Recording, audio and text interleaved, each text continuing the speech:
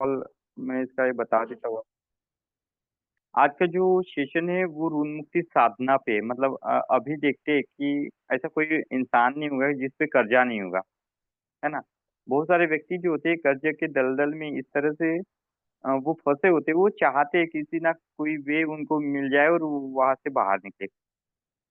तो बहुत बार ऐसा हो जाता है कि उसकी जैसे पहले संपदा रहती, फिर ऐसे ब्लॉकेजेस में फंस जाता है जहाँ से वो दे नहीं पाता, है ना?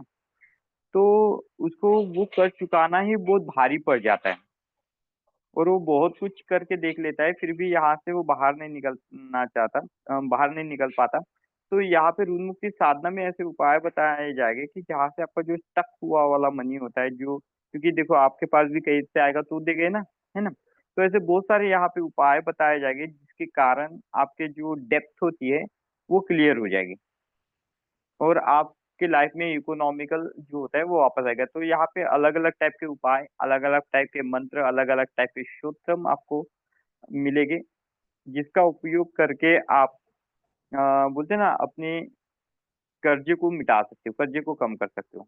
तो इसलिए ये वर्कशॉप बनाई हुई है और इसलिए भी इस वर्कशॉप को चालू किया कि अभी गुप्त नवरात्रि शुरू हो रही है, तो अगर ये रिचुअल आप अगर गुप्त नवरात्रि में भी करते हो तो आपके लिए ये रिचुअल उतनी ही फलदायी होती है। मतलब वहाँ पे देवियों की एक नवरात्रि में ऐसे पावन ऊर्जा होती है, जो ऊर्जा के कारण जो भी आप मैनिफेस्ट करना चाहते हो वो मैनिफेस्ट हो जाएगा। तो इसलिए ही ये क्लास हमने जो है बनाई गई है यहाँ पे, कर्ज मुक्ति के उपाय, ऋण मुक्ति के उपाय, फिर बटुक भैरव विधि क्या होती है वो बताया गया है। ऋण मुक्ति के लिए भैरव साधना कैसी करनी है ना? तो ऐसे ऋण मुक्ति का साबर मंत्र अनगिनत यहाँ पे जो मटेरियल है, मतलब जो ऋण मुक्ति के हिसाब से जिन मंत्रों का उपयोग होना चाहिए, जिन विधि का उपयोग होना चाहिए, जिस रिचुअल का उपयोग होना चाहिए, वो सभी यहाँ पे इंक्लूड किया गया है और इस टोटल वर्कशॉप को ऋण मुक्ति साधना ये नाम दिया गया है।